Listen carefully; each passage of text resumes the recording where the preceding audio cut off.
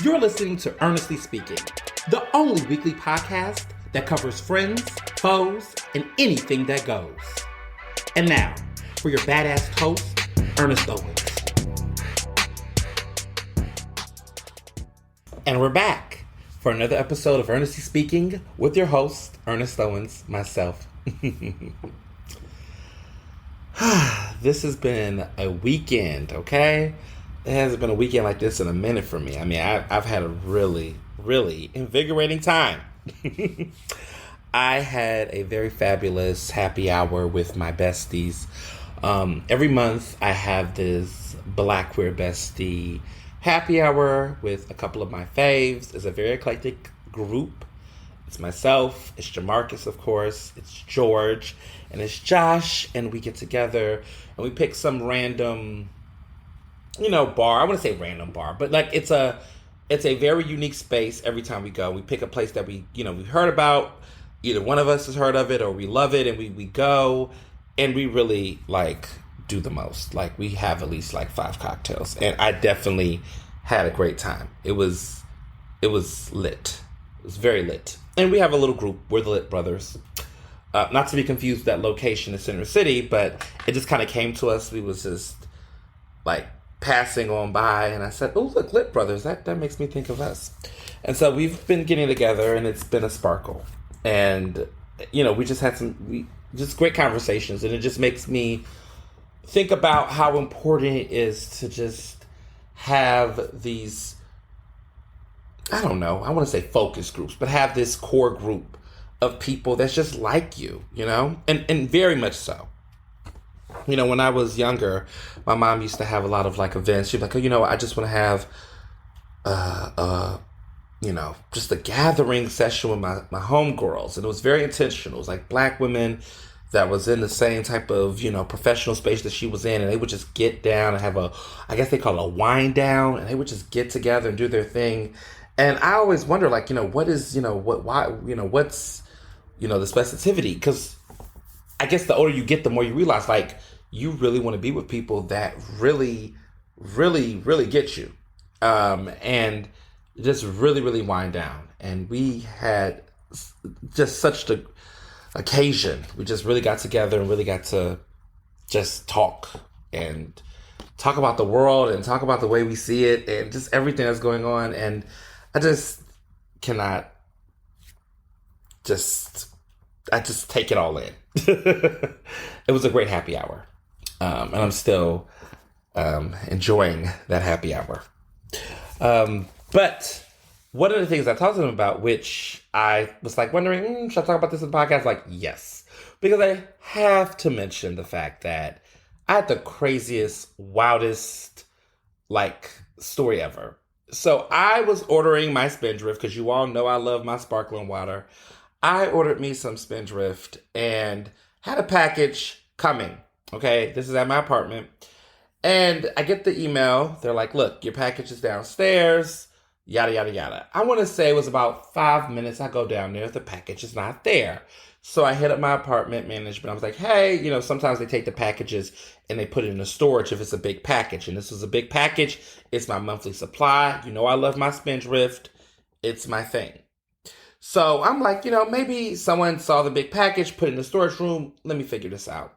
So the management woman said, yeah, I just saw the package. Maybe it's in the storage room. Just, go up to your room. I'll email you if when we get it down there. So I'm like, okay, no fuss. Not thinking anything of it. 40 minutes pass, and the management lady is saying to me, hey, you should come downstairs.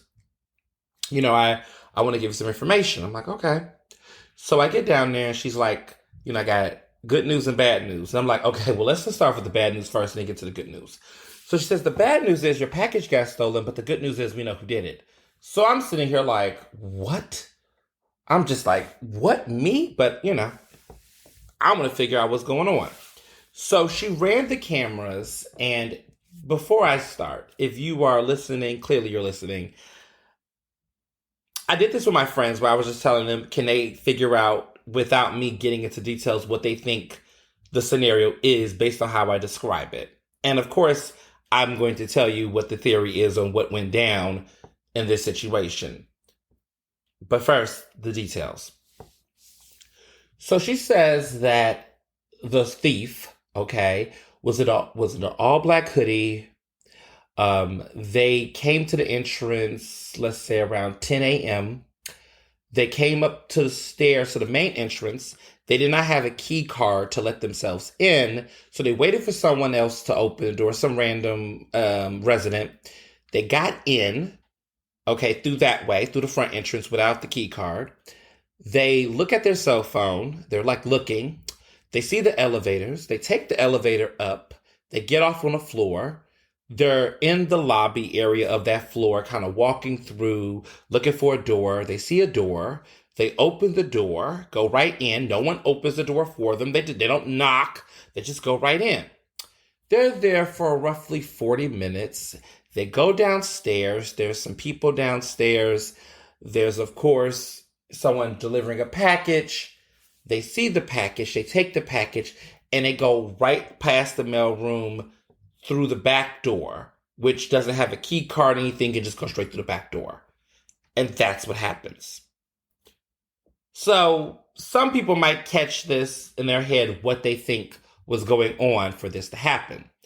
But to make matters as, worse, I guess, the management person goes up the elevator. Well, they first, get in contact with me, everything like that. Because of the fact that I had reported this immediately and they knew at least a time frame, they rolled the camera back. They was able to track where the door was to which this person came from initially. They go to that resident's apartment. They basically tell the person, look, you're a guest or whomever stole a package from another resident in this building, and you need to, bring that package back. This person is very nervous. They basically tell them that they don't have a way of getting the person's information. Yes, you heard this correctly. They're saying that they don't have a way to get in contact with this person.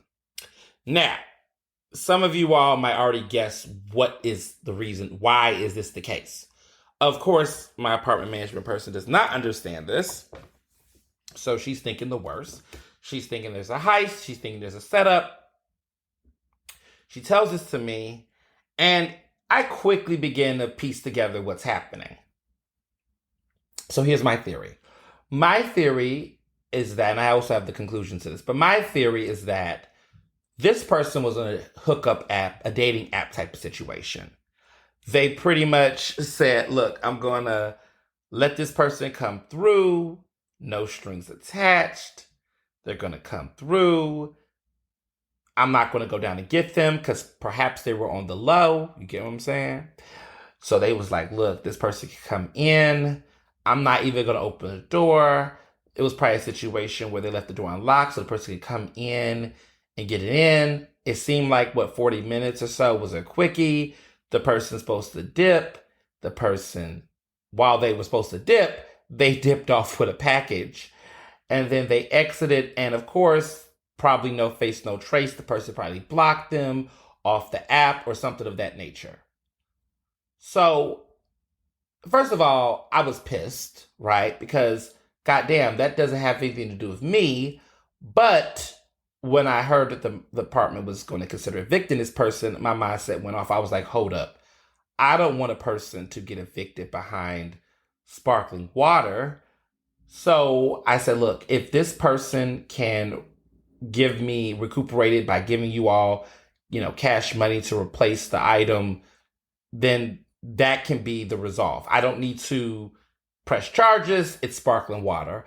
I don't need to do a criminal report. I don't need to do any of that. I just, would like to recuperate the funds for the cost of that package. It was sparkling water. The robber, probably thought to themselves, ooh, this is a heavy package. So, because the box wasn't labeled like Spindrift. It was just labeled like a regular, I guess, Amazon packaging or whatnot. So I'm thinking to myself, this person probably think because of how heavy because canned drinks or whatever is heavy. It was like a 40 pack. They probably were thinking oh, I got the goods, and then they probably opened and saw some fucking sparkling water. Hopefully they didn't dump it because this is good quality water.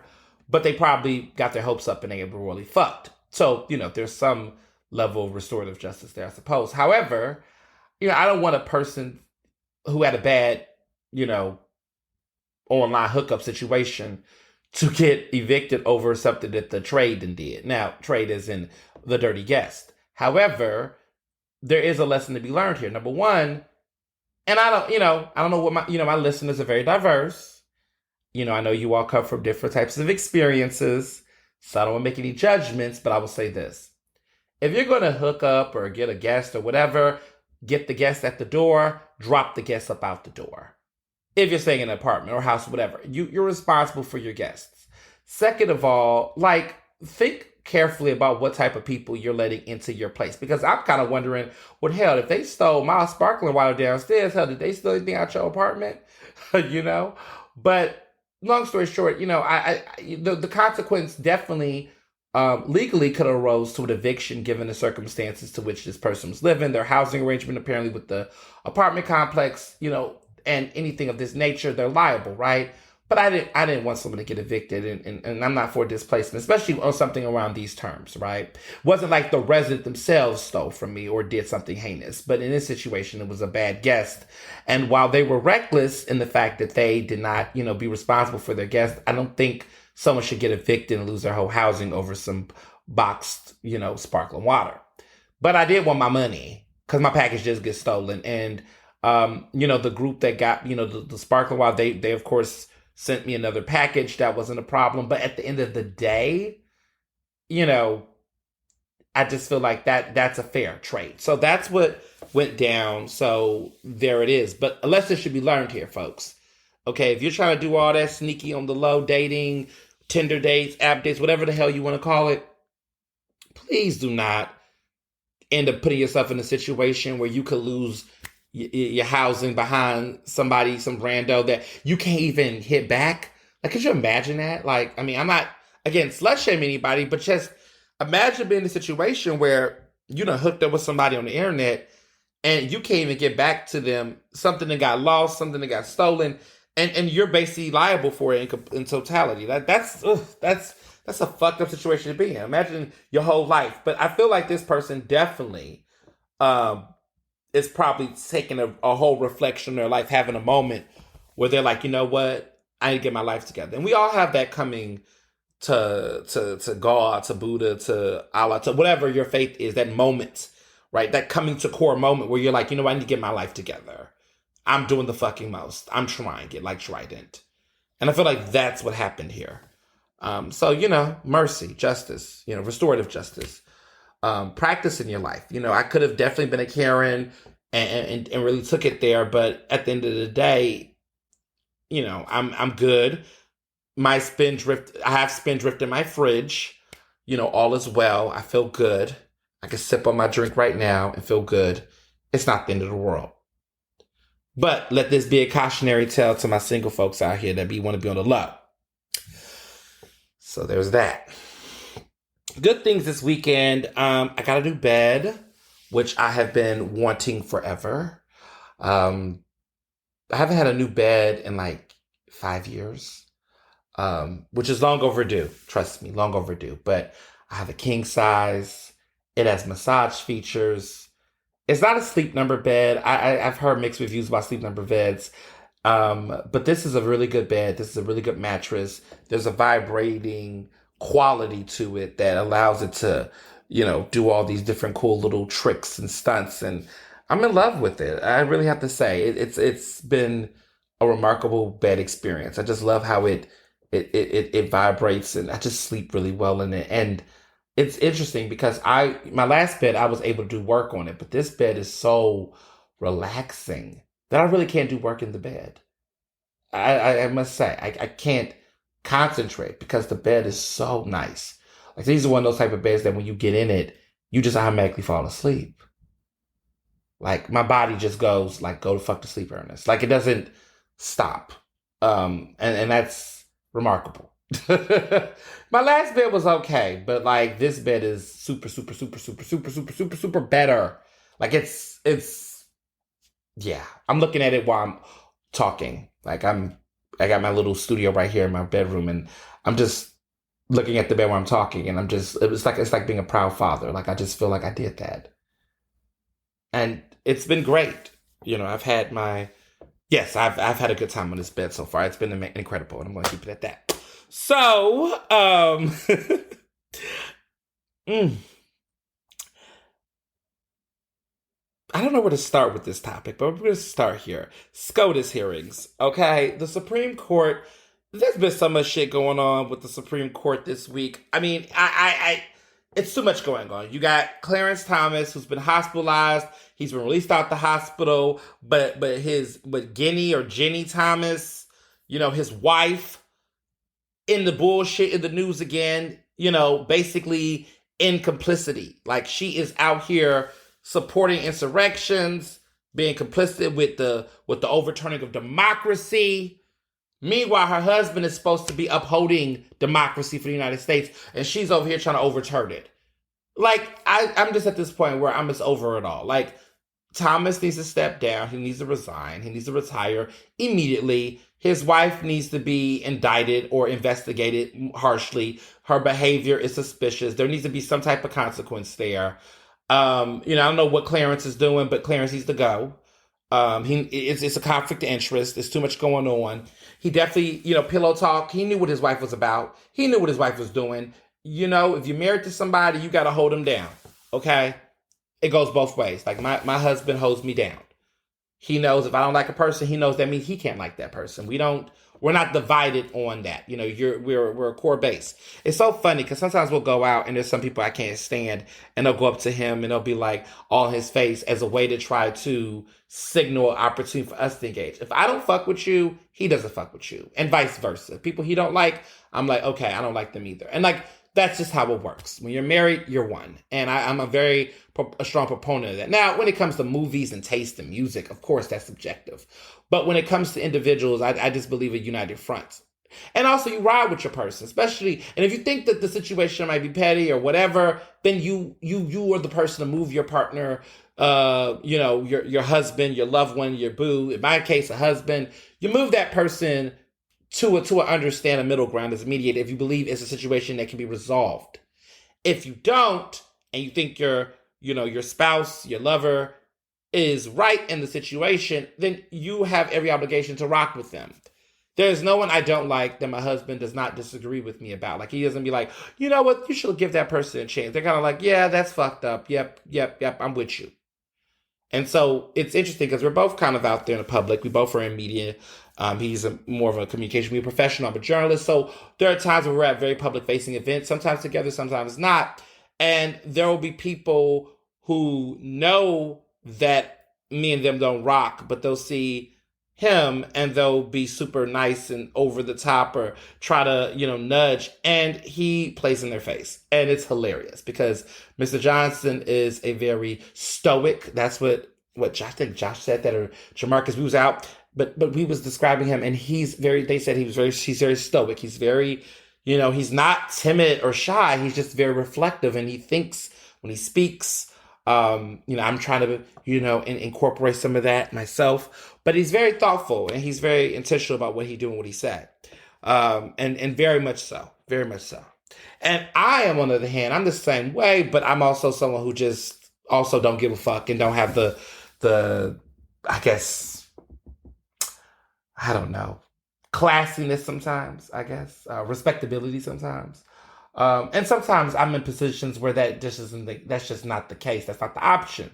Sometimes you have to go up someone's ass verbally. But fortunately, he's not in those situations as much as I am, but he's very much so stoic. And, he will look and he'll say, okay. And do the nod and say, all right, well, I'll be happy to let him know. And they'll just think, oh my goodness, this is this. And then he's like, fuck out of here. I'm not doing a damn thing. Like, but that's the vibe. So in this situation, when I think about everything going on with Clarence, I think about all these other relationships, he's definitely having pillow talk with Jenny, and he definitely knows what's going on, and he definitely doesn't give a fuck. And so even though he is not directly being targeted or being inferred to be involved, I mean, the apple don't fall too far on the tree. They've been married for a long time. He know how Jenny feels, and when your partner and you are married like that, you all hold similar views. So I'm not surprised, and I don't think he's, I like I said before, you are who you marry to a certain extent. Hillary Clinton understood that. She didn't do everything Bill did or whatnot, but there you have an understanding and a belief about certain issues and certain things. They may not do them exactly the same, but they share some similarities. I know with Beyonce and Jay-Z, there was a time where people would see Jay-Z's uber capitalistic vulture behavior and they would just say, oh, poor Beyonce, or, oh, I just wish Beyonce wasn't caught up with a man like this. I'm like, Beyonce knew exactly who the fuck she married. We're going to give women agency on Women's History Month. And this is a choice. And she shares similar ideals and beliefs. And when you listen to some of her lyrics and her songs, she tells you exactly how she feels. And I think sometimes as fans, we want to separate the artist from the art. But honestly, music and art is life for these artists. So their music and their lifestyle are aligned often. And that's what it is. And so you just have to recognize that all of our faves, right, are flawed. Like, I think about Rihanna and I'm like, why is Rihanna with A$AP Rocky? I don't understand. A$AP Rocky is a hot ass mess. But then I think about Rihanna and her life and recognize that she might share some of these ideals as well. And, all you can hope for is that your fave don't show their ass like their partner do, right? So with Jay-Z, with Beyonce has done a good job, I would say, about 85% of the time of not going completely apeshit, no pun intended, than the ways that Jay-Z has when it comes to talking about the industry or money or capitalism. Now, her mother, Tina, right, shares certain views that is very telling about how the Knows feel about class and society and the legal system and the criminal justice system. It's very telling sometimes. But, at the end of the day, listen, all of our faves are not going to be completely like us, and that's okay. It's okay. But please don't be so loud with it. I think about like Kim and even Kanye, right? Their relationship dynamic. Kim can play all day and act like she didn't know what Kanye was on. She knew what Kanye was on until Kanye turned on her. And once he turned on her, she had to take a step back and go, yeah, this is not going to work. But it was okay when he was doing it to other Black women. It was okay when he was doing it to, young people and to others.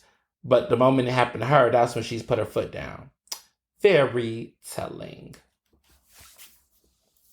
But I say all this to say that that's one part of this whole SCOTUS nonsense. Now, Judge Ketanji Brown Jackson. It's a lot going on with this judge. I mean, listen, I predict she's going to get confirmed. Okay. I don't have any doubt that Ketanji Brown Jackson, I don't have any concerns that she will not be confirmed.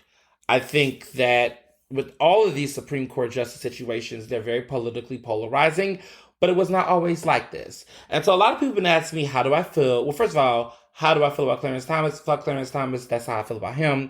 But moving on to this confirmation hearing, I just don't get all into the sentence by sentence, word by word,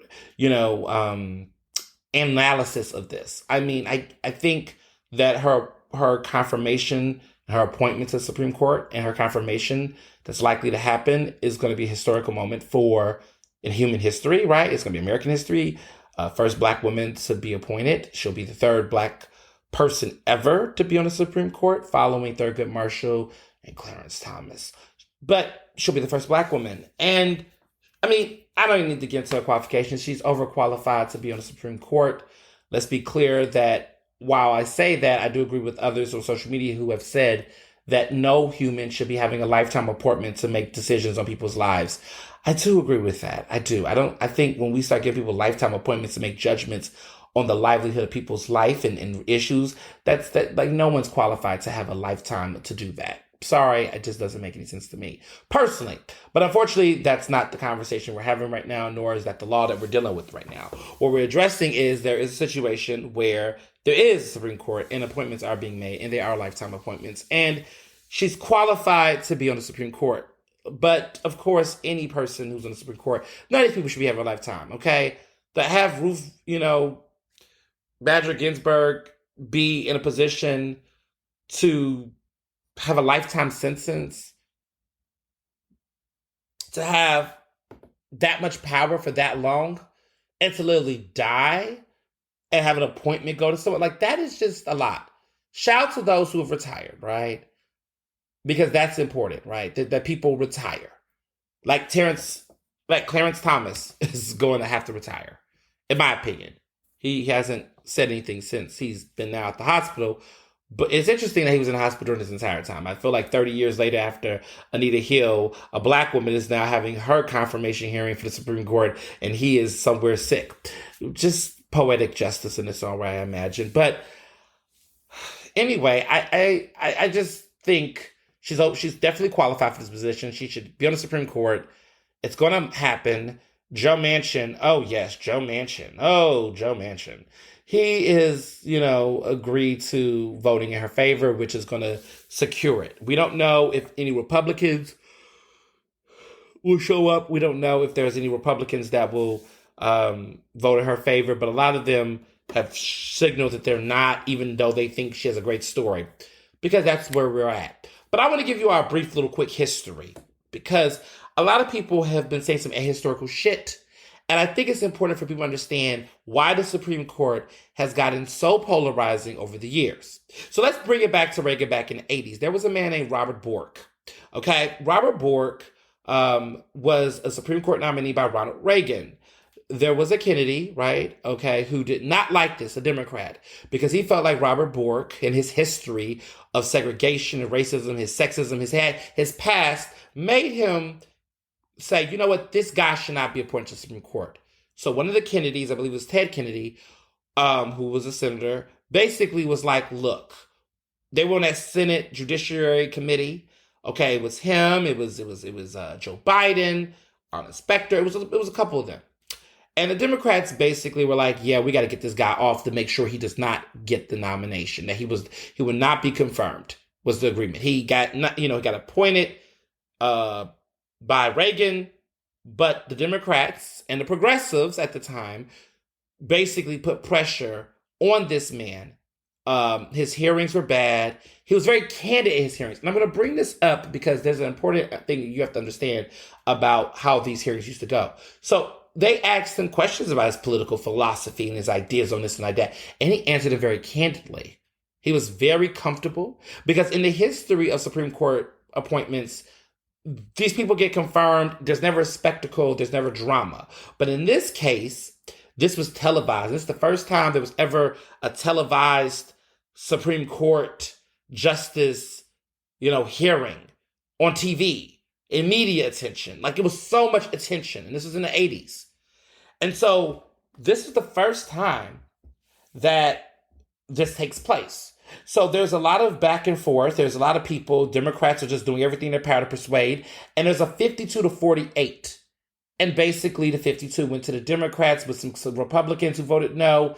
And he does not get confirmed. This is a big deal, you all. Because in this situation, polarizing politics shifted. Something that normally is a neutral thing. Most of the time, people just say, look, Supreme Court justice, the president picks them, we vote them.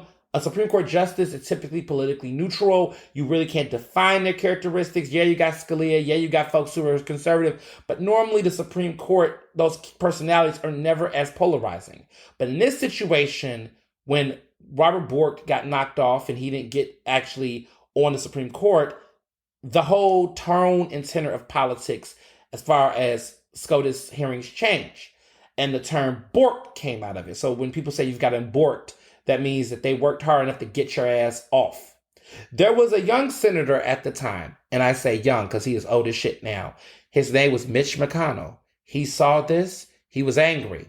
He went up before, the Senate and said, if we're going to start doing this, bring it on. Basically, he saw what happened to Robert Bork, and he was like, he will never let that happen again under his watch to another Republican.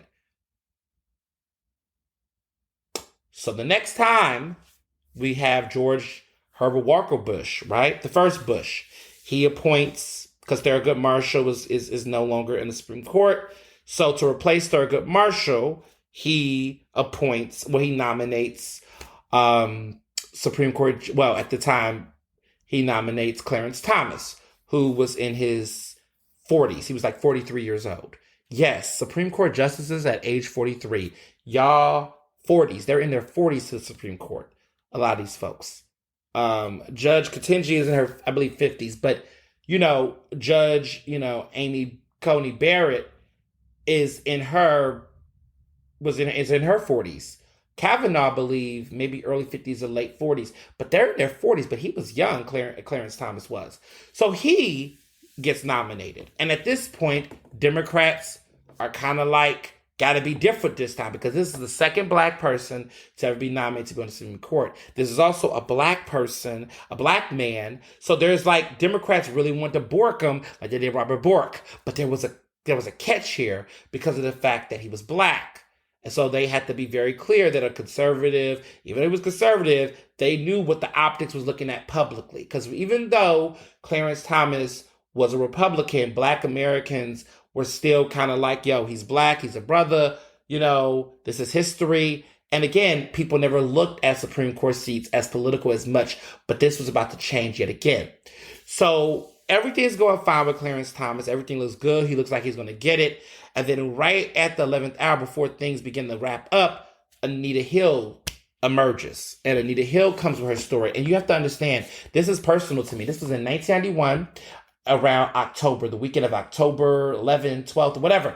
These hearings with Anita Hill, right, happened when I was basically, my mother was in labor about to give birth to me. I was born October 12th. My mother claims, and she says this very much to this day, that she started to have contractions when she was listening to Anita Hill talk about long dong silver and pubic hair on a Coke can or whatever can.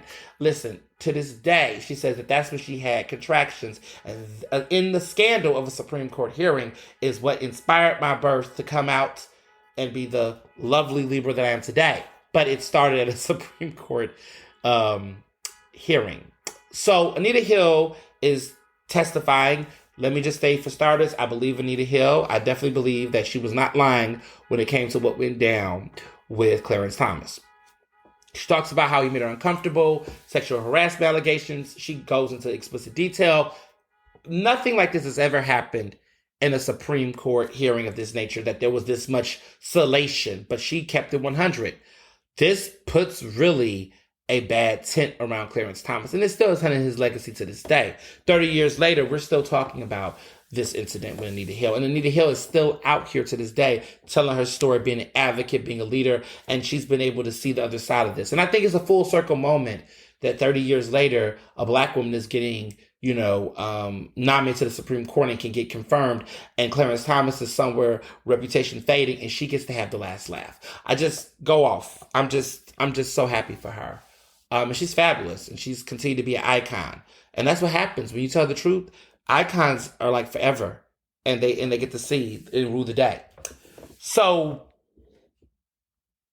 in that situation, he has a moment where he, of course, says the iconic high-tech lynching, where he describes the hearing and the embarrassment and the circus and everything. And basically, he sets up pretty much the rhetoric that would become, Kavanaugh, right?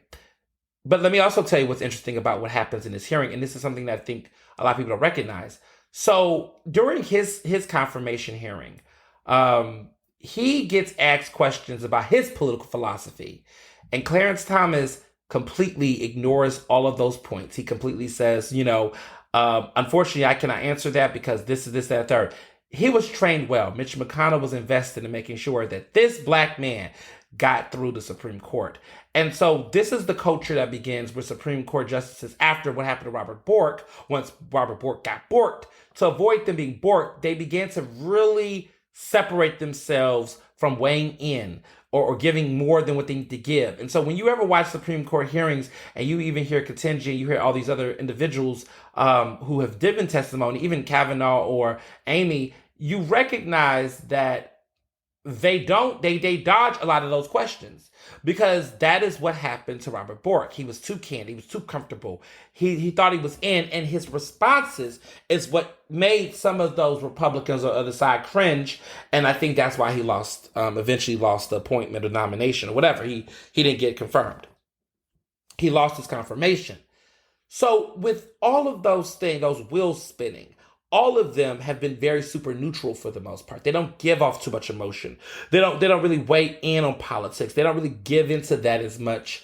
And in Clarence Thomas' situation, he didn't until he had to basically deny Anita Hill's allegations, to which he described the situation as a high-tech lynching on uppity blacks who aspire to do better for themselves. Yes, that was Clarence Thomas's words, high-tech lynching.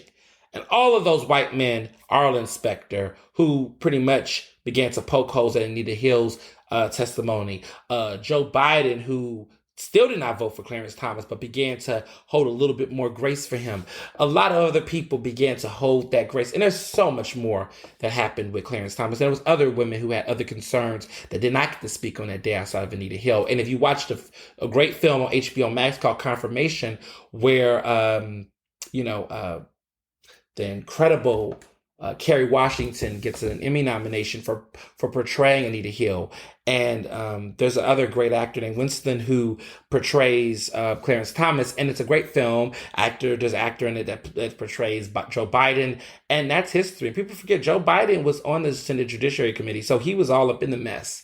Okay, he was very much active and knew what was going on. And it's just a full circle moment, because now he's the president and Mitch McConnell still his shit again. So these people have known each other for decades. Politics is very old and new at the same damn time. But like, there's all these entrenched relationships and beefs and drama that happens. So what's fascinating is that, Clarence Thomas this time around gets it. He gets the votes, and he gets confirmed, and he becomes the second Black Supreme Court justice of the United States. After that, a couple other people come. You got Keegan, you got Kennedy, you got Roberts, and their confirmations just go through. Sotomayor, a lot of them go through without a problem. And then you have Merrick Garland. And there it goes. All hell breaks loose. Because you got to remember, Bush had a lot of those appointees under his roster. But this is Obama's chance to appoint a Supreme Court justice. And he already did with Sotomayor. But this point with Merrick Garland, our favorite villain, which if you remember season 1 of this podcast, I talk a lot about Mitch McConnell and how much he has so much power and people sleep on him. Well, some of us do, but I don't. He was very determined to make sure that the Democratic progressive liberal base do not have a majority. And so he blocks. This is the first time this ever happens in history. But the Senate can not do hearings. They can completely override and deny a nominee to get a hearing. The Senate Judiciary Committee, if the Republican Party, whoever, can deny and rally towards denying an actual hearing. And the justification was that Obama was on his way out, so they felt like there shouldn't have been any changes. According to, Mitch McConnell's rhetoric, he's like, even though it wasn't that close before Obama was out, you see what I'm saying? There was some hypocrisy there. But he was like, no, we should not let a president who's about to leave, give a lifetime sentence appointment, right? So he shuts it down. And this is the first time in American history where a nominee for a president for the Supreme Court gets shut down. So he blocked the fuck out of it. It was very infamous. To this day, people are still upset about it. Merrick Garland has now went to the DOJ. He's doing great work. He's now under Biden. Biden appointed him. But in this moment, this man could have been next Supreme Court justice. Doesn't happen. Trump gets elected. Trump puts another person on. He gets his other guy in. That doesn't happen. And then we get to Brett Kavanaugh. And this is why we say all the time, presidential elections do matter, because Under Trump's tenure, he got to appoint 3 Supreme Court justices. As of right now, that was enough to give the Republicans, the conservatives, the majority for the next 30 years. Unless someone dies, unless a conservative dies. But these 3 conservatives, these are all freshly, newly appointed. There's now 6-9, 6-3, 6 conservatives, 3 quote unquote liberal leaning individuals. That's scary. That's scary. And that's because part of it is because Ruth passed away. So RBG died, which allowed Trump to have another appointment. All of these things happen, and I'll get to her in a minute, but let's start with, he gets the first appointment, that guy gets in. Then he has the second, Brett. And when Brett Kavanaugh comes in, Democrats are like rallying up. They're trying to fight against it, but they don't have the majority. It's Clarence Thomas all over again, but this time Republicans have a white guy. We all, in my opinion, I believe, Blasey Ford. I believed her. I believe Christine Blasey Ford. I believed her testimony. I thought it was compelling. I thought it was truthful. She wasn't lying. And the Republicans know she wasn't lying. They knew her testimony was very compelling, just like Anita Hill's.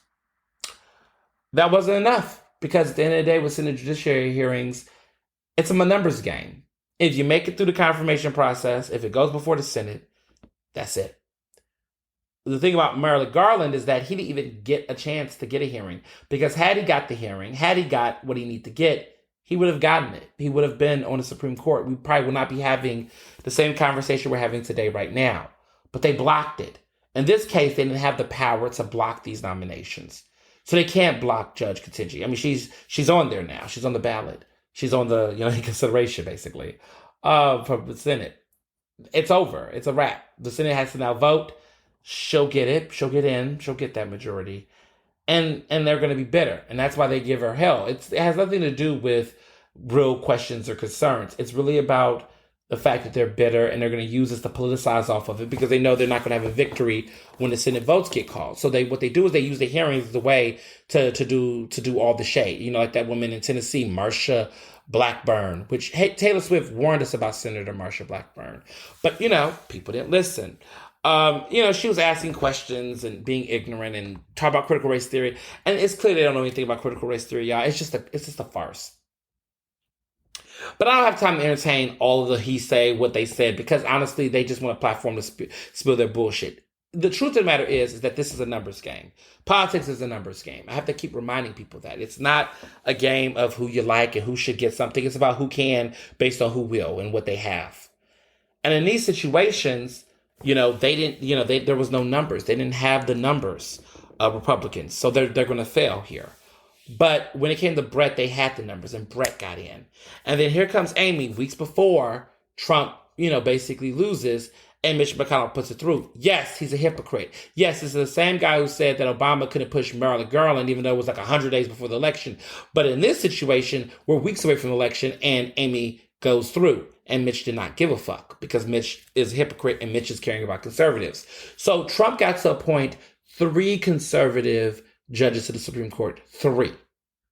And now Biden has this one, and people are anticipating that potentially, he can get another one. But even then, it will still be right now a 6-3 situation. There's 9 Supreme Court justices. There will only be 6. There'll be 6 conservatives and 3. The Democrats might get a 4th one, but that's not enough to take over the strong majority. They need to get a little bit more. There needs to be another appointment. If Clarence falls off, there needs to be another appointment. But it's going to be really hard, because a lot of these people on the Supreme Court are pretty fresh. So it doesn't look like there's going to be much to be done. It's some serious shit going on. You just have to hope you get a John Roberts in there that's going to play toe down. He's a conservative, but he plays in the middle. You got to hope that a couple of other people might do the same. But it's getting a little scary out there. But this is why elections matter when it comes to this national front, because, this is when elections matter, period. So we'll see what happens. But I just feel like this is some background history I want to give you all, put it on perspective. So on to local races here in Philadelphia. This Senate race, y'all, every day I'm hearing new things. I'm getting new vibes. All I will say right now with this Senate race, petitions are getting sent. We're going to see who's going to stay on the ballot. State reps are running right now. They're getting their signatures. They got a deadline this week to submit their stuff in. Again, people ask me, do people really care right now? Honestly, I was telling a couple of candidates, in general, they were like, trying to bombard me as a journalist, like, why are you not covering my work? I said, first of all, I just don't cover random races. I cover races that I think are high profile. Because let's be clear, there's all the state rep seats are open for grabs. All the state senator seats are open for grabs. All the congressionals. At some point, you got to put your foot down to say, listen, I can't, well, some of the state senator seats are open, not all of them. Let me clarify that. But all the state rep seats are open. At some point, no one cares about all these races, except for the locals and the residents of the area. But, for me, I am not going to expend myself farther than I can count. I cover national races. I might cover some local races that have some bigger implications. But I'm covering this Senate race because it's fascinating to me. I'm covering some other things. But at the end of the day, that's how I feel. And I think what's important is that media with local races, in my opinion, when I talk about the local, or hyper local, so I'm not talking citywide races. I'm talking district races, right? Media does not play a strong role as much into those races if they're not city council or they're not the mayor. A lot of times with state rep races and other races, people vote for people that have made a real legitimate outreach to them. Did you knock on that door? Did you give literature? Did you speak to that person? Did you make that phone call drive? Did you knock on that door? Did you shake that baby's hand or give that baby a kiss? Well, not during COVID. Keep your hands clean, your mouth clean. But did you make your mark, right? That's how they judge races. That's how voters, I believe, judge them. Now, when you're dealing with state races, listen, senators are not going to be able to physically touch every single voter.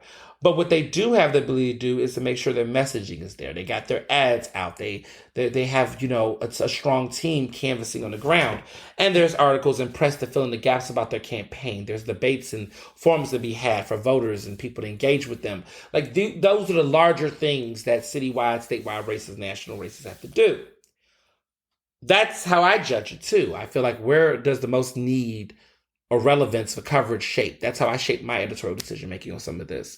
And sometimes that's not always the case, but most of the time, as of right now, with my schedule, that's what it's going to be.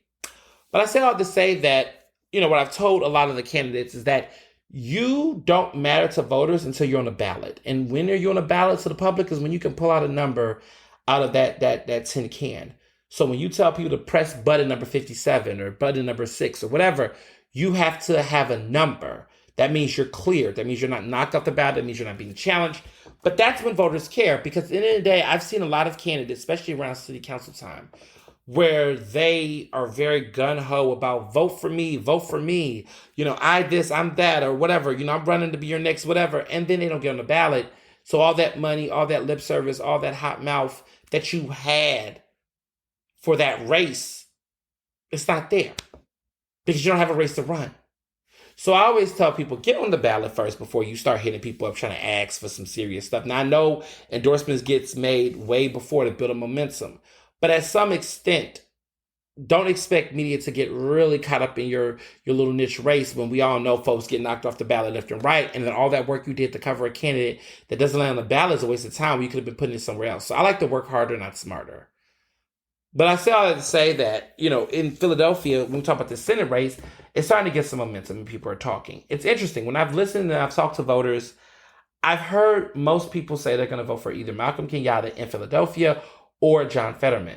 No one's talking about Conor Lamb, even after all the endorsements he got in Philly. He got the Philadelphia Democratic City Committee that endorsed him, right? Which was a big deal given that he didn't get the state Democratic Committee, state committee's endorsement. So Philadelphia coming through for him was a big deal. It was a huge deal. It was a big deal where it was good for him to get it, but I've heard some things. So this is what I've heard. Allegedly, I heard that endorsement allegedly could have gone to Malcolm if Malcolm was willing to cough up somewhere around $150,000 for the endorsement. He was not going to pay that. I mean, he could have afforded it, but technically he doesn't have that kind of money to be spending. Apparently, he believes that he could get on the ballot. He's going to get people to vote for him in Philadelphia without that endorsement, given the fact that he's assuming that when Philadelphia voters allegedly, he's allegedly assuming that Philadelphia voters will go to the polls that they will see his name and see what county he's in, which is Philadelphia, and they will vote because they see Philadelphia as the net recognition. That's a little risky. I don't know about all that because when I think about Lieutenant Governor, right, with John Fetterman, he went against Nina Ahmad. Nina Ahmad was from Philadelphia, Mike Stott, all these other people. Philadelphia voters still voted for Fetterman in spite of that, right? There was not this crazy, Philadelphia wave that came for Nina Ahmad for her Lieutenant Governor's seat, or Mike Stott and these other people that ran across the state. I say this because it's just like people, if you get an endorsement from the Democratic Party, let's just say, your name gets on the ballot, the paper ballot. I'm not talking about, a ballot that is like a random ballot. I'm talking about that across all of these wards in Philadelphia, the Democratic City Committee will have literature and they will have a ballot that for Democrats who just want to vote straight Democrat off the ticket, they will tell them and direct them to who to vote for or whatever. Kyle Lamb allegedly coughed up that dough, and that's how he got on that ballot in addition to the support. That's what I've heard, allegedly. I don't know guaranteed, but close sources to me tell me this, and I do have no other choice but to believe them. I do believe that there was definitely that, because I've heard in previous local races from state reps and folks that have ran in special elections and whatnot, that the party will try to shake them down. The local party will shake them down for some coins to secure them on the ballot. And if you got it, you get it. If you don't, you don't. When I think about, people like Movita and others who, she was the third round pick in that special election to run, she had to cough up some serious money to get that nomination. The first two people ahead of her had it, but lost it because of residency issues, and then she did. But she was expected to give money. And I know some other state reps who ran did not get the Democratic Party's endorsement, but basically was told if they wanted such a thing, they was going to have to call for some serious money, to which they did not, and to which they still got elected anyway. So, if I was Malcolm, in my opinion, I would have probably given him that money. I know. It's weird, huh? Why? I would have given them the money because at this point, I don't know what other miracle Malcolm could get to keep his race worthwhile or have any momentum. I don't know if he has it in him to really... I don't know what other... I think all the major endorsements have been out in play at this point. I don't know what he could do to give his race spice. I feel like he can't afford ads, so he can't, pay for any major ads, to run on TV. But I think if he would have gave that money to get that Democratic City Committee endorsement, I think we would be having a very different conversation about him. I don't think he would still win, but he definitely might have a situation where he could be giving Connor a run for his money. Looks like he's kind of giving him a little bit of run for his money, but I don't think he has enough energy to take on Fetterman. So it's going to be interesting to see how this plays out, because history tells us, look, he could be a strong third. Like Fetterman was when he went against Katie McGinty and, of course, the other guy, which Joe Sestak, right, who is now forgotten to so many people, but, people remember Joe Sestak when he had his moment. But, it reminds me of that. I think Joe Sestak in this situation is Connor Lamb. It's the same energy. It feels like history is repeating itself. I'm getting a sense of deja vu, except Katie McGinty is not John Fetterman by the slightest, and John Fetterman and her were polarizing opposites, for better or for worse. But, like I said before, it's very telling. But I want to move on to another race, and I don't want to get too much into this particular topic because I have so much I want to say for the next episode, and there'll be more details to come, but I just want to plant this seed. The mayoral race is heating up in City Council. There's some people who are, like I said before in my previous episodes, that there are a lot of possible folks. I have right now on my scorecard about 4 people in City Council who are set on run for City Council for real. Now, there's more names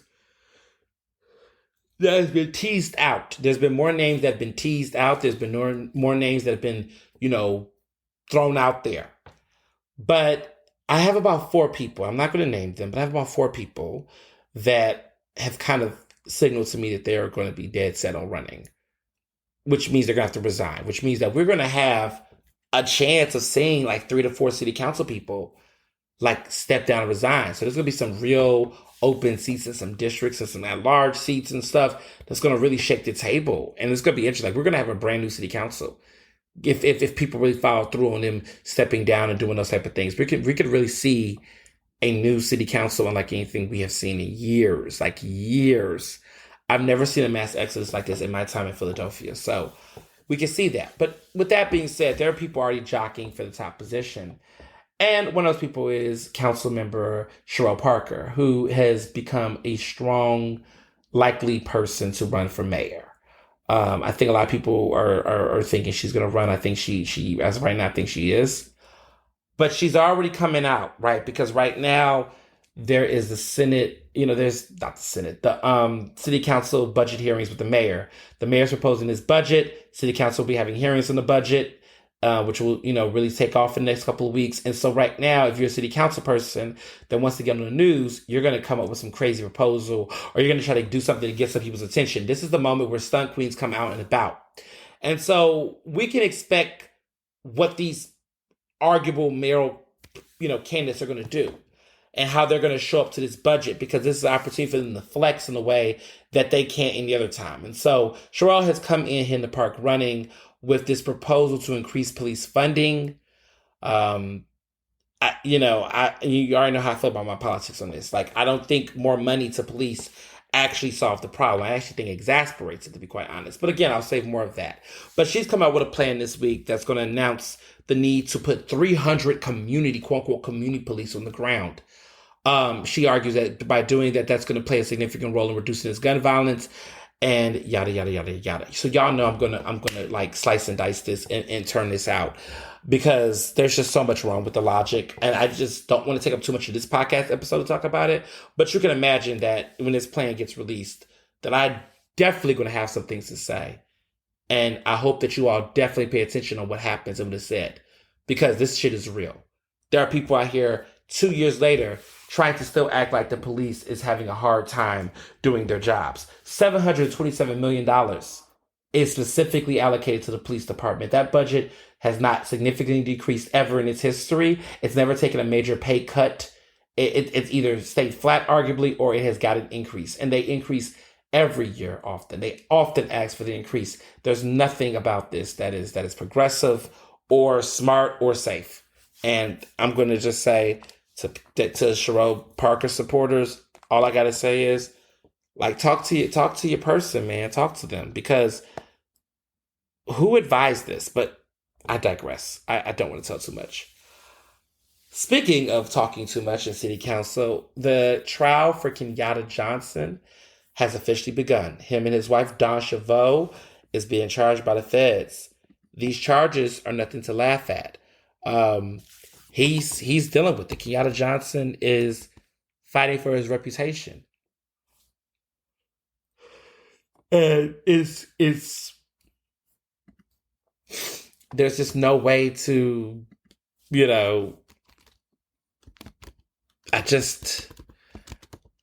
a lot. It's a lot. I have so many thoughts. Basically the feds are claiming that Kenyatta Johnson took a $67,000 bribe. Basically the narrative, right, is that they consider the South, they consider them, right, Dawn Chavot and Kenyatta Johnson as, quote, a South Philadelphia power couple who was basically, balling out of control, living outside their means, and really, cashed in on bribe money from a struggling nonprofit and ignoring their constituent concerns and services. That's how they're describing the two of them. It's giving Bonnie and Clyde energy. Now, Kenyatta and Dawn's attorneys basically said that, $67,000, that $67,000 that was paid to Dawn Chavot through her consulting of contracts between 2013 and 2016 was meant as a payoff to her husband. They were saying that's not true. They think that's a joke. They think it's ridiculous. They're saying that Johnson not need to be bribed. And the organization they said he didn't need to be bribed to support universal companies. The organization that was founded to expand affordable housing and revitalize the neighborhood. Yes, this is Kenny Gamble's organization. Kenny Gamble is not being sued or named in this lawsuit or any of this stuff that's going on. Actually, the feds say that he was actually misled and duped by other people who are connected to this lawsuit. So Dawn Chavot and Councilmember Kenyatta Johnson are not the only people that are being currently put on the trial right now. But there's a lot that's been said, and they're arguing, his team is arguing that, he doesn't need to be bribed to support. He grew up in South Philly. They're saying that, he had similar goals to the organization that was a part of his 14-year political career. So they're saying, look, this guy didn't need to do this. So if you're trying to make that narrative, it's a bunch of bullshit. That's what they're claiming. I'm going to be quiet. I'm not going to give my thoughts early. I think there's a lot of things wrong here.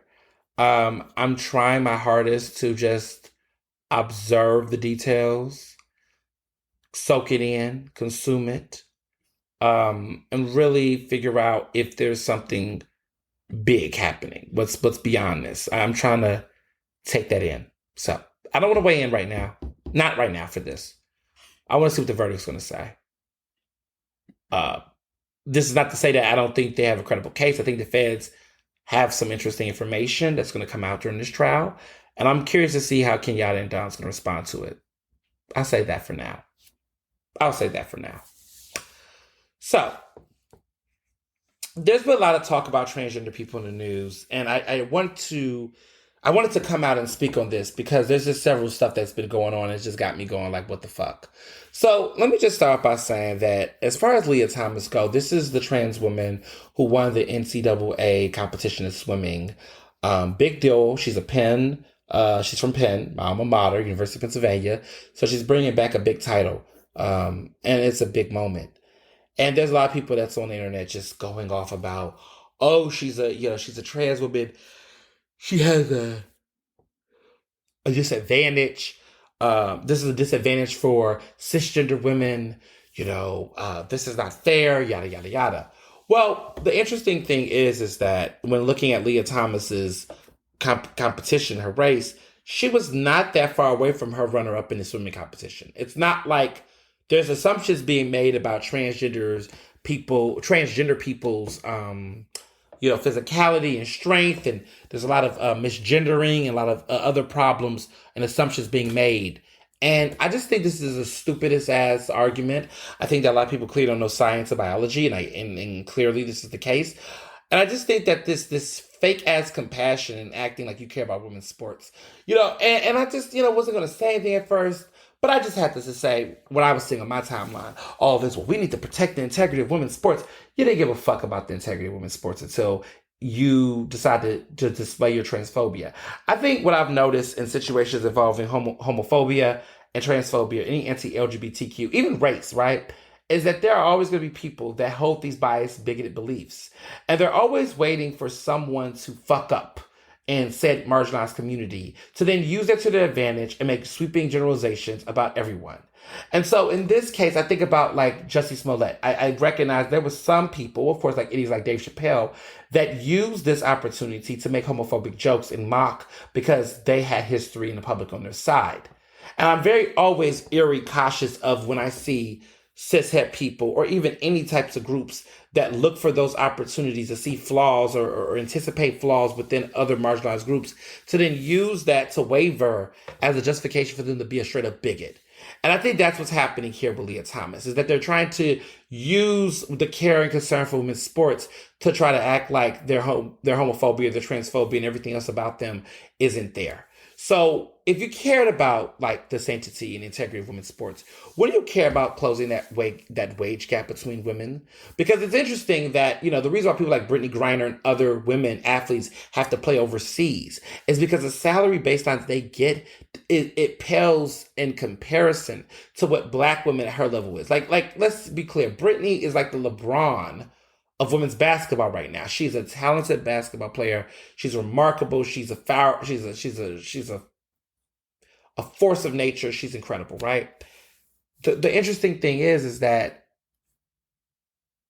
all of this talk, and I don't see some of these people coming out for Brittany the same way. They didn't speak about Brittany the same way. They didn't, say anything about the injustices there or speak about the pay gap between women athletes at her statue compared to men at her level, right? That there is a pay gap between women athletes, or the fact that WNBA does not get the same level of support, attention, funding, visibility, television as the men do.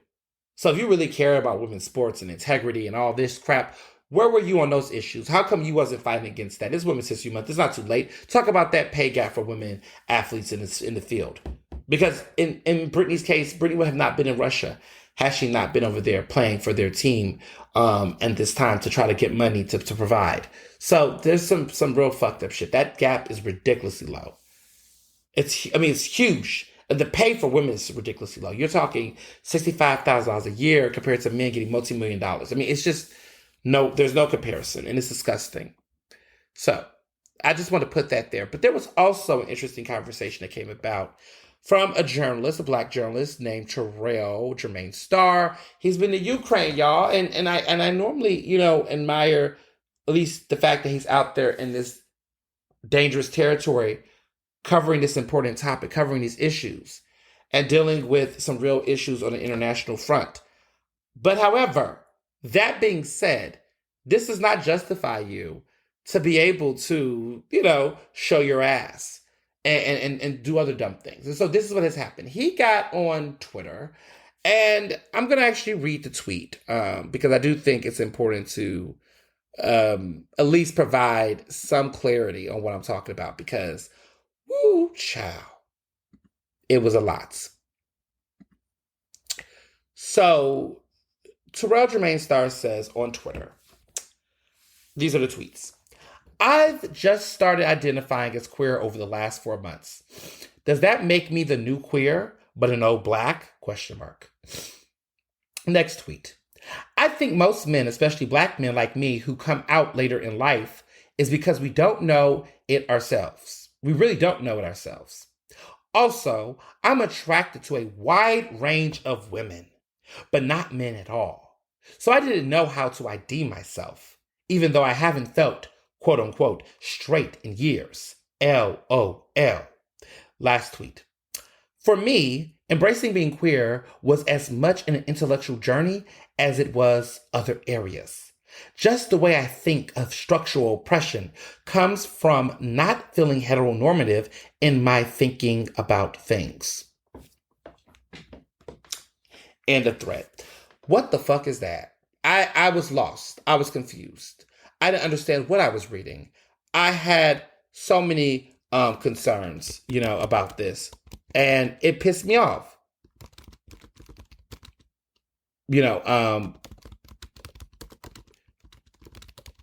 And I just think that,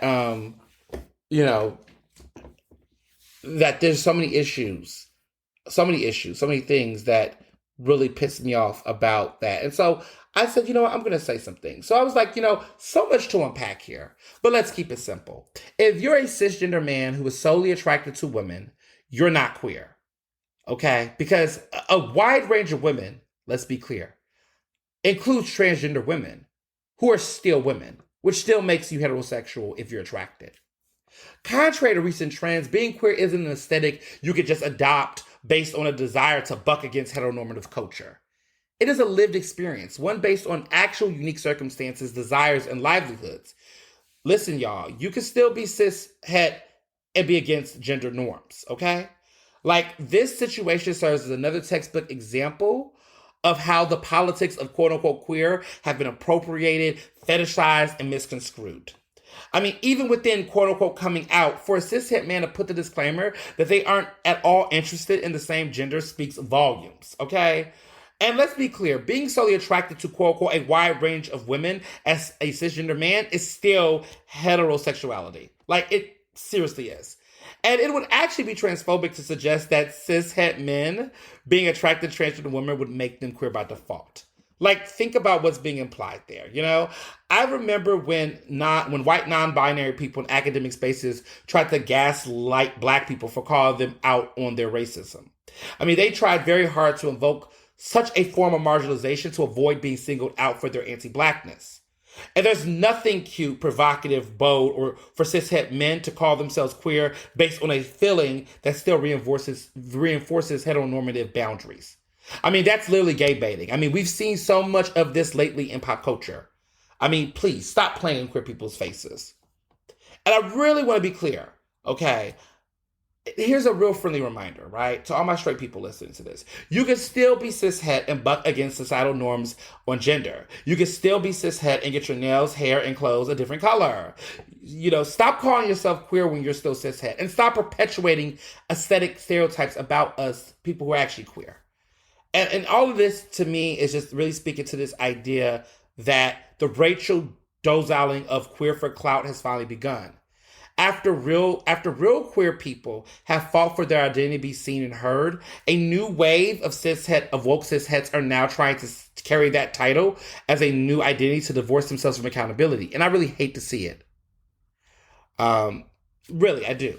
I really do. I really do. And I think there is a group of people that are two people in this. There are people that don't know what queer mean, but I also think there are people who really take on this queer title as a way to have some, unique identity. Like, let me explain something to you all. Like, if you are somebody who's very, very set on how you identify within your gender expression, that is very much modeling that of cishet people and cisgender people, there's nothing there. Please understand that being queer is a body politic, a sexuality, identity, an expression. It's an entire politic. And it's not simply rooted in this idea of, I have a tingling feeling, I'm queer. Or this, I have a different idea around the world, and so I'm queer. Like, people are just taking these titles and labels and trying to use them, but then at the same time creating uncomfortable spaces for people who actually live in this actual reality. So, imagine being in a space where you're uncomfortable seeing same gender individuals kiss, make out, or be who they are, or you're uncomfortable with accepting transgender people as the gender to which they define themselves, or you are misgendering them, or you feel uncomfortable with quote unquote these quote unquote labels, but at the same time you want to say you're queer because you think it makes you feel good inside versus actually recognize what it is. That feels like cultural appropriation to me. It does. It reminds me of someone who is white that just says, you know what, I have this inner Beyonce in me. And there's a lot of white people that say that. I've had to correct white gay men who will say, my inner Beyonce is coming out. You don't have an inner black woman in you. White gay people do not.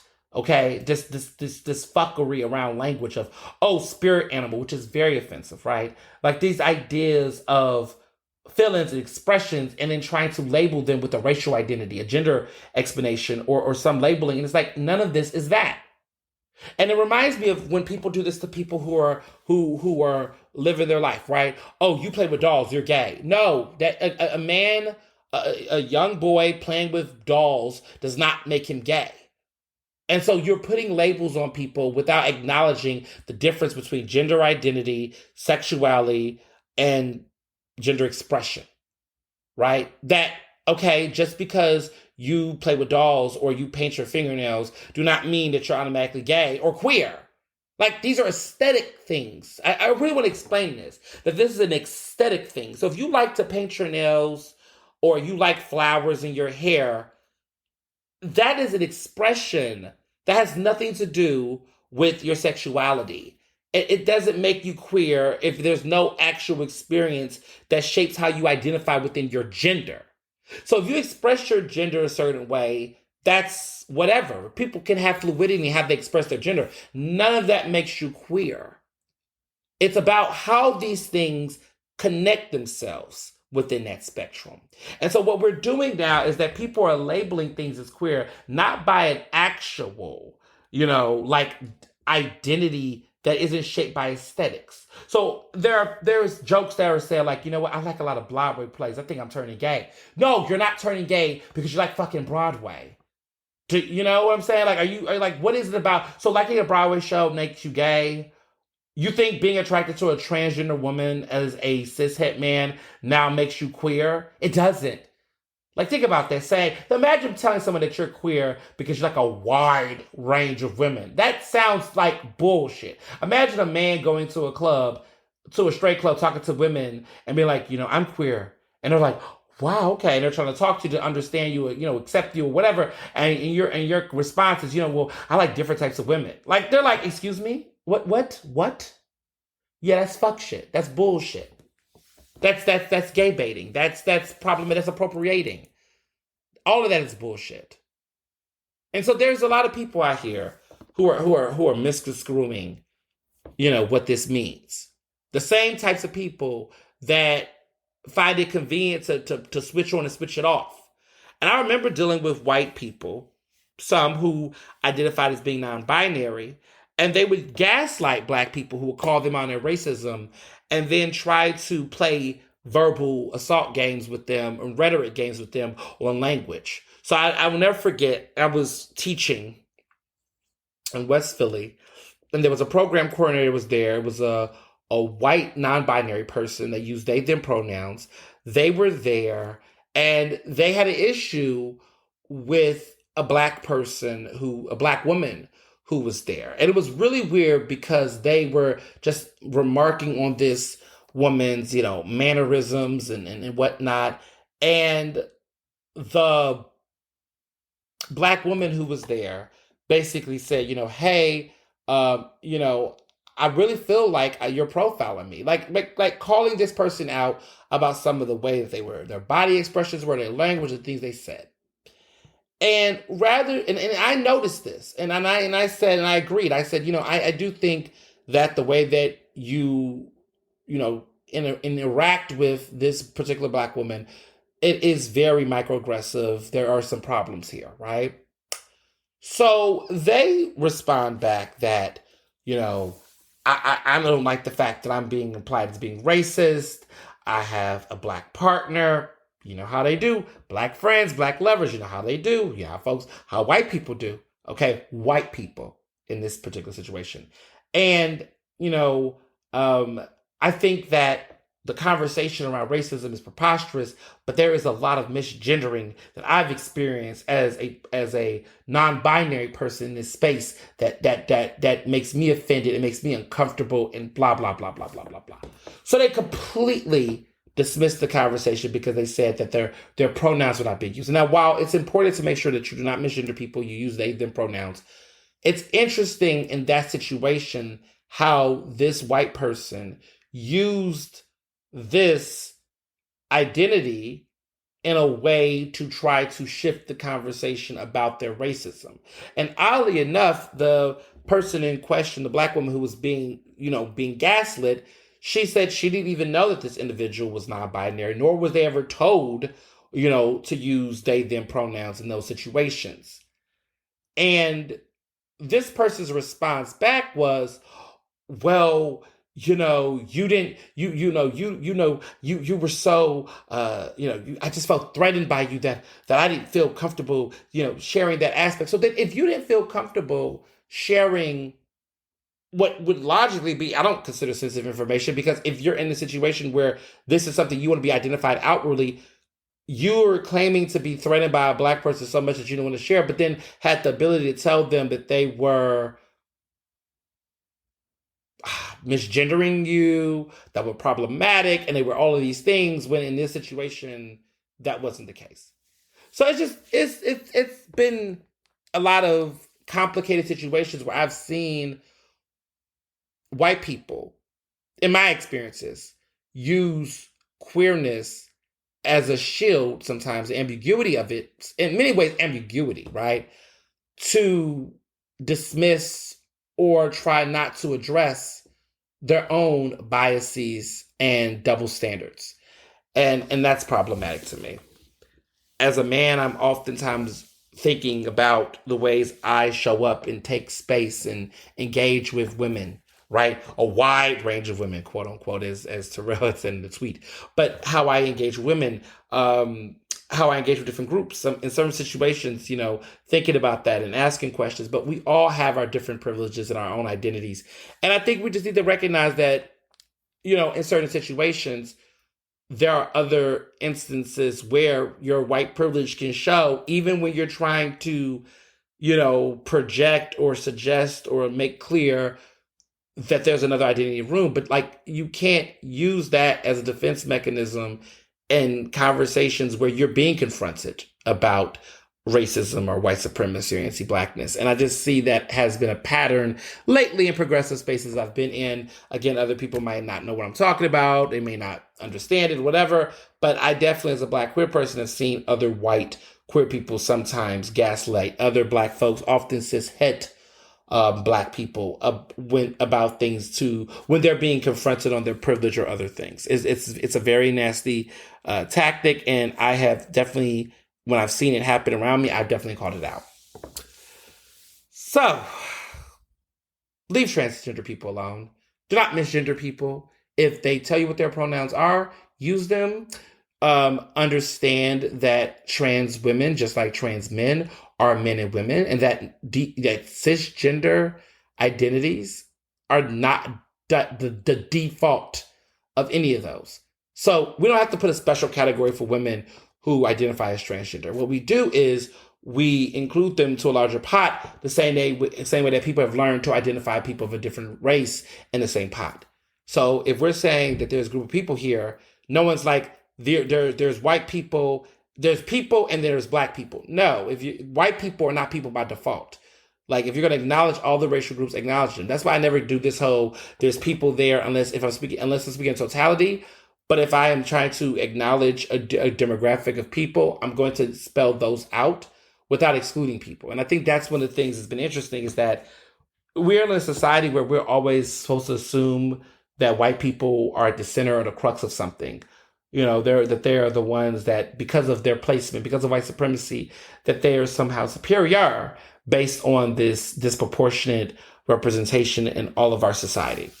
So, food to think about. Now to the Oscars. You know, the Oscars, man, my emotions. I've been looking forward to this. You know, Sunday is Oscar Sunday. I cannot wait to go to this Oscar party. I've been waiting for this for a while. It's my husband and I favorite event to go to every year. This is like the event we love to both go to that's outside of our, professional endeavors. And we just love this Oscar party that we go to every year. It's great food, great drinks. It's diehard film fans and people that really watch the movies and know what the fuck they're talking about. There's great performances. There's just a lot of buzz. And so we're going this year. We even went during the pandemic. They had it outside at Circa Green last year, so it was still available to do. The year before that, we was able to go to the Oscar party because the Oscars was in February, right before the pandemic swept everything. So we've never missed this party in spite of everything that was going on throughout the pandemic. So that's a blessing in disguise. But this Oscars party, love this party. Love this party.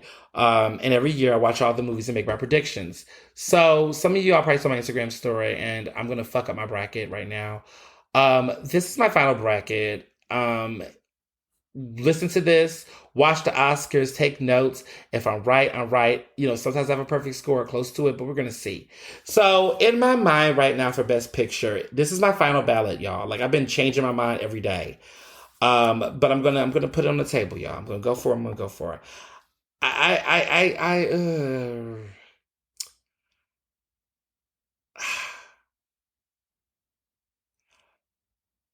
I'm gonna say that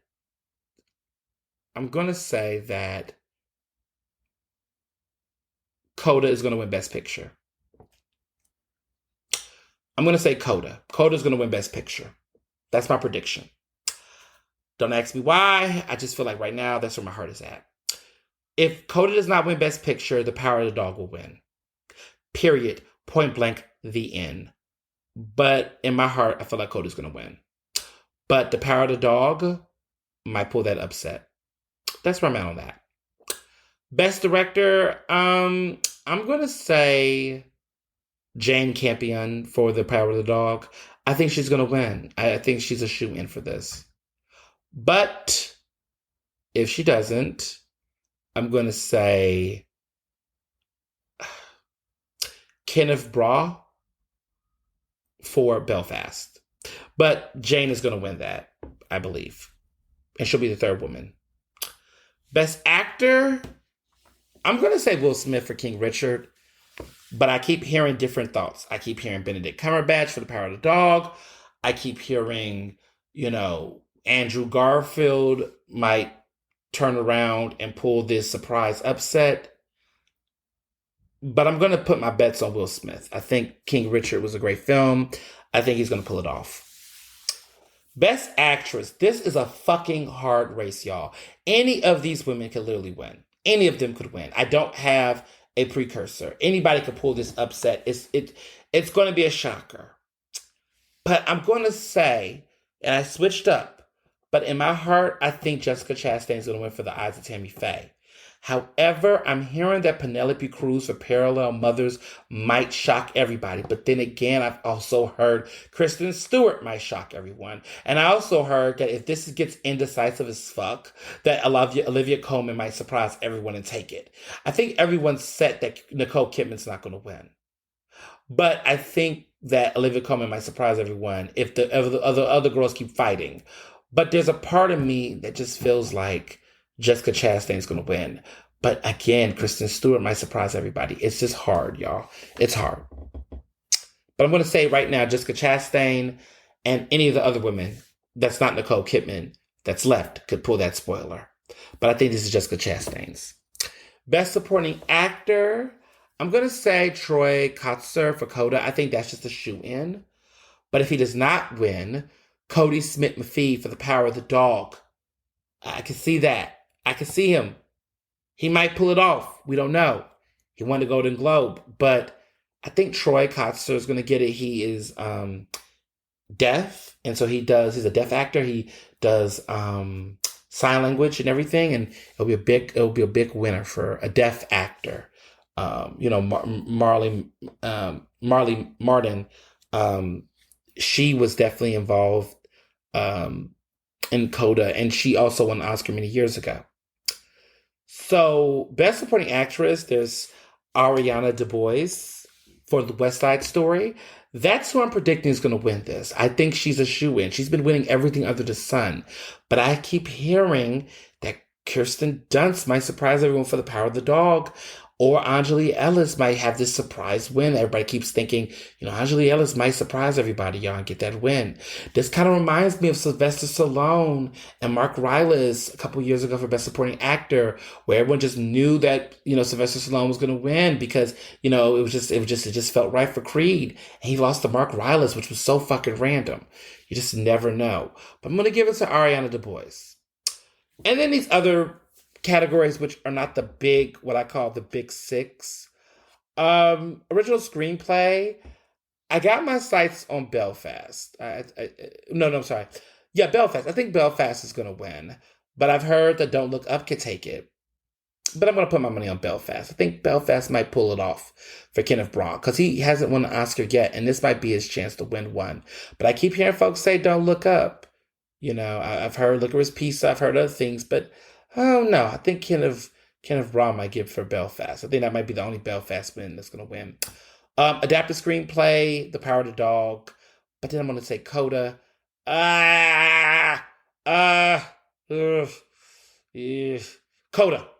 I'm going to say Coda. I'm going to put my money on Coda. But The Power of the Dog might take it, but I'm going to say Coda. Film editing, I'm going to say Dune. I think Dune is going to get it, but The Power of the Dog might pull up an upset. Cinematography, I really want the Tragedy Macbeth, but it could be The Power of the Dog or Dune. I'm going to say The Power of the Dog. But I'm going to say Dune. No. I'm going to say Dune. Dune final answer for cinematography. Production design, Dune is going to get production design. Nightmare Alley might get it, but I think it's going to be Dune. Costume design, Cruella. I love Cruella. Cruella's been winning everything. Cruella's going to finally get something there. The spoiler might be Dune. Original score, Hans Zimmer for Dune. Dune's going to get that too. Hans Zimmer is the best. I mean, he did the score for Lion King, y'all. He's a legend. But Paradox might take it. Original song is still hard.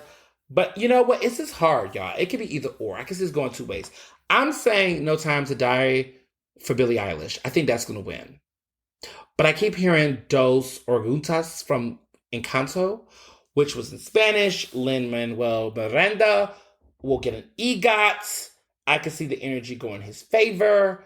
Even though We Don't Talk About Bruno was clearly the best song and the one that should have been nominated and would have swept this fucking category without any problems. However, they did not put their bets on that. They did not put their bets on We Don't Talk About Bruno. They slept on it, and it's Disney's biggest fucking hit since, like, The Lion King. I mean, we haven't heard any good... I mean, there's not been a hit like this in years. Disney has a number one hit on it, and it was not nominated. It's going to be so weird, but they put it on Dos Orguntas. So, best sound, it's going to be Dune. Makeup and hairstyling, The Eyes of Tammy Faye. Visual effects, Dune. Animated feature, Encanto, but I keep hearing about the Mitchells versus the Machine. Documentary feature, Come On Questlove, Summer of Soul. I keep hearing about Flea, but I don't think Flea's going to get it. Even though Flea is really good across the board. International feature film, of course it's going to be Drive My Car. But there's some people saying that the worst person in the world might get it, but it's going to be Drive My Car. Animated short, Robin on Netflix, period. Documentary short subject, The Queen of Basketball from New York Times. I can see that. But then I can see Audible. I'm going to say Audible. I don't think it's going to be The Queen of Basketball. I'm going to say Audible. And then live action short, The Long Goodbye. I'm going to say that. Long Goodbye. That's my prediction. So, those are my Oscar predictions. May the best person win. But I'll be at a cute party, eating, enjoying myself.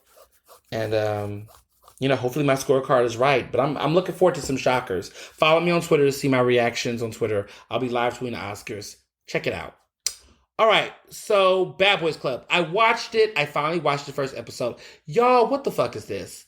But again, what the fuck is this? But again, what the fuck is this? This is awesome. I really like the show. It's a hot, ratchet mess, but that's exactly what it's supposed to be. Because if you have a Zeus subscription and you're watching, if you have a Zeus subscription, first of all, I'm judging you like I'm judging me. You know what it is on Zeus. Don't act like you was expecting lollipops. Zeus is uncensored, unfiltered. They say everything. They curse. They fight.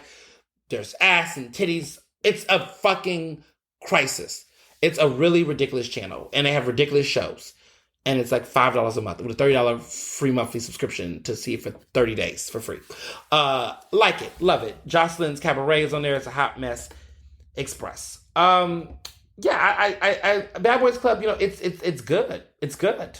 It's exactly what I thought it was going to be. It's a hot mess. There's no premise. There's no rhyme or reason. It's a show about nothing with a bunch of folks that are like literally about nothing, most of them. And they're fighting over nothing and are getting paid to do nothing. But the show is juicy. It's this ridiculous drama. It's an escape. The guy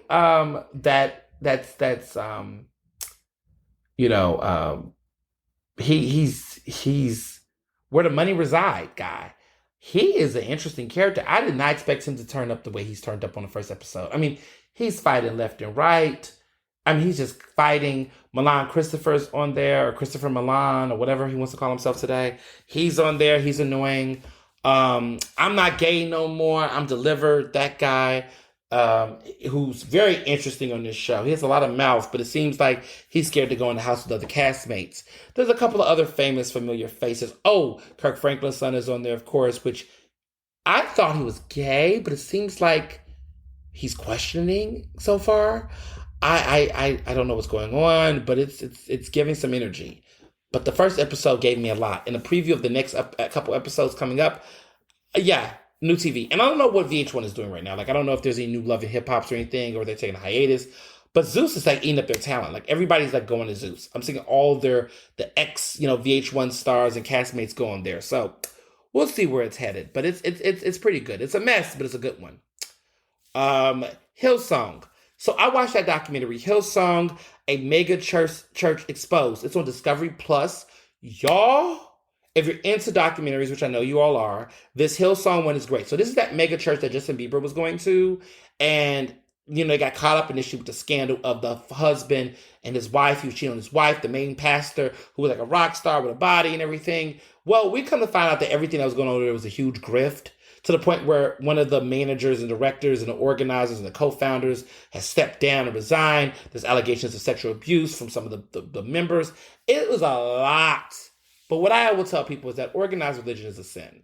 And, it's so sad because the way that they market themselves, the CDs they made, the music they made, I know people really came back into their faith based on this. And it's so sad because, they were putting out music that was going to touch people's lives, but behind the scenes, they were ruining people's lives. It's disgusting. It's gross. And it's just, it's a fucking cult. And I just feel like every single time you get these churches, man. I mean, I remember Lakewood. Remember that? Discover the champion in you with Joel Osteen, which was in Houston, okay? Look what he did. So it's a lot. It's a lot to take in, but it was very uncomfortable at times to watch it, but it was a revelation for sure. Catching up on my shows, Bel Air is great. I'm really falling for Carlton. I'm really loving Carlton's character. I get the character now. I enjoy the range of the character. I find him to be the most compelling actor on the show. He is the show to me. I think he deserves award nominations. I think he deserves buzz. The performance is really good. He's just the life of the show to me. I mean, yes, Jabari Banks is, awesome on there playing Will. But, he's just, I don't know. I'm not saying he's one-dimensional as an actor. No shade to him. I think he's doing a good job. But I just think that he's got to, this is a good start for him in his acting career. I want to see his depth and his range. But this guy who is also from Houston, the one who plays Carlton, he's got a calmness and a awareness as an actor that just is phenomenal. And he just makes that he just is what makes the show flow. And I also like the grown actors. Like Aunt Viv is nailing it. Her character is well balanced. There's a range.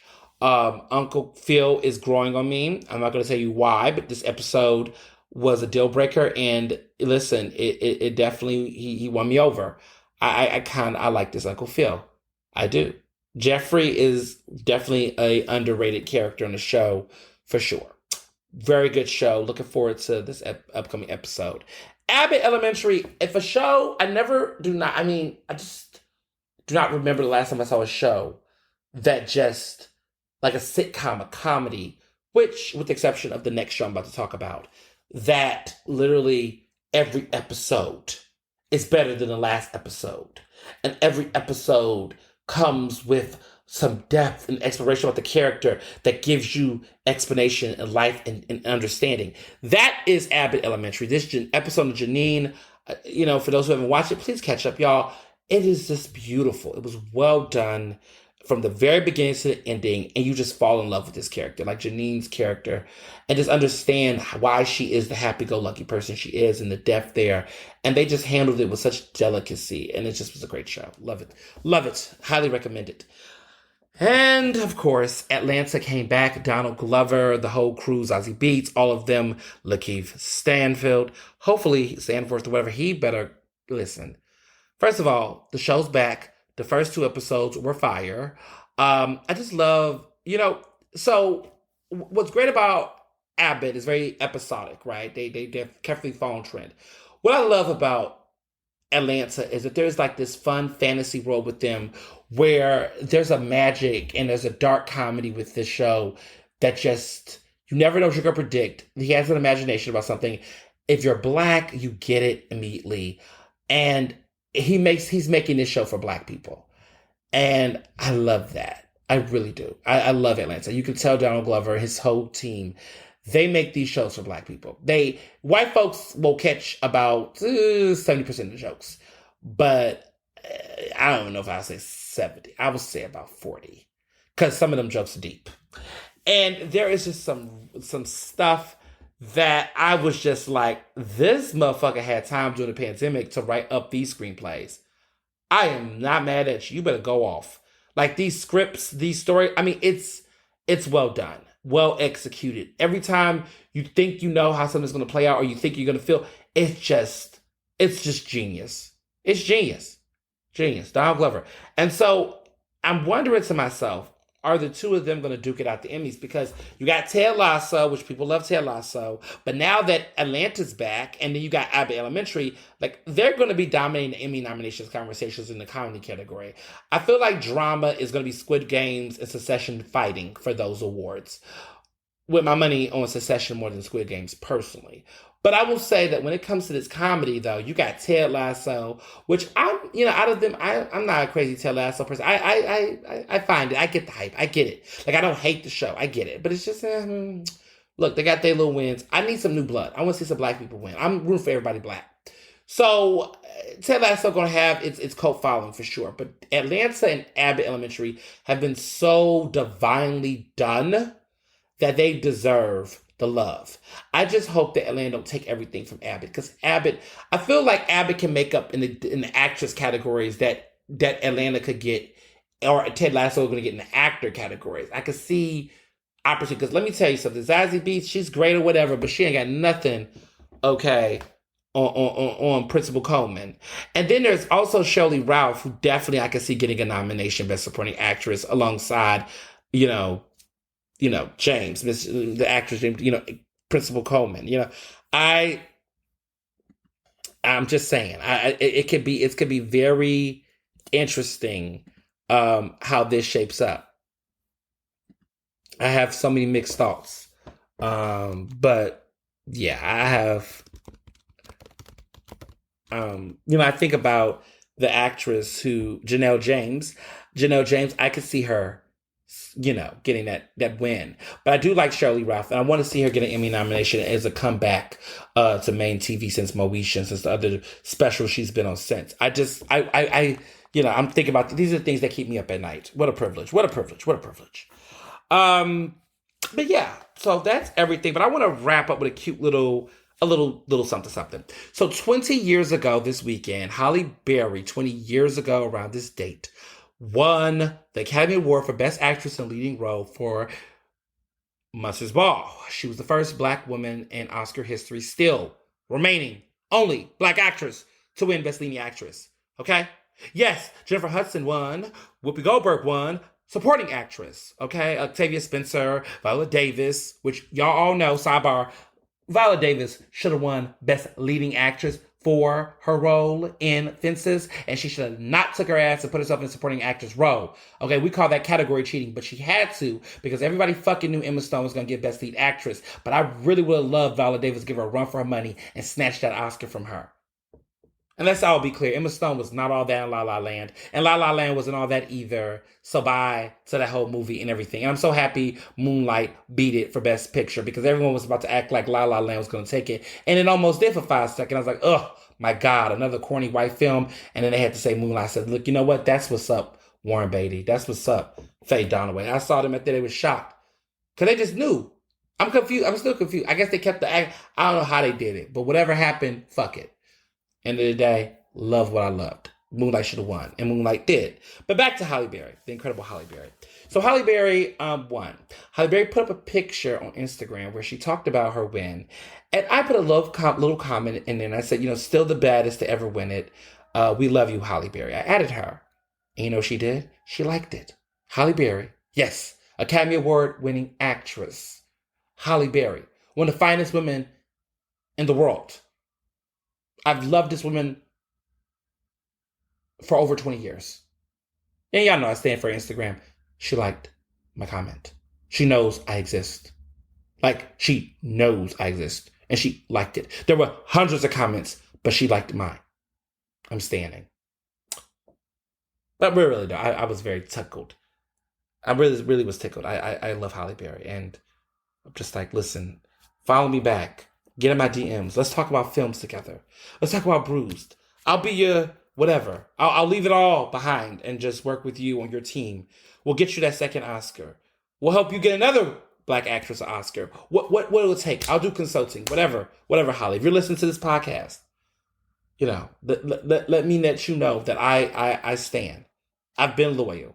I've been loyal since the Flintstone days. Y'all know, okay, I grew up watching Halle Berry. I was little. Watching Flintstone with John Goodman and when Rosie O'Donnell was straight and she was in there, and yes.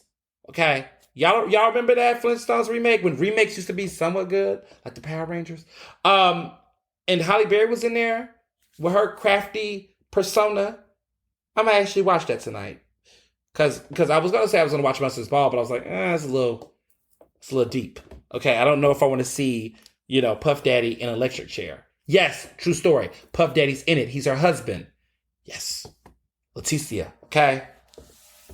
Y'all not gonna come, okay? Miss Leticia brought that character. We ain't even gonna talk about that scene with her and Billy Bob Thornton. You gotta watch it. Iconic. 20 years later. Watch it and see how you feel about the film now. Because I remember when it first came out, a lot of people had different thoughts. But I would say there's movies that need to be revisited. I was just talking to my bestie Amanda about this. We were talking about Training Day. I made this whole case about why Training Day was ahead of its time. Antoine Fuqua was awesome in directing Denzel, and like how it's even more powerful to watch it now than when it came out 20 years ago. And Denzel, of course, 20 years ago also won. It became the second black actor to win Best Lead Actor. Now, since then, Jamie Foxx have won and Forrest Whitaker.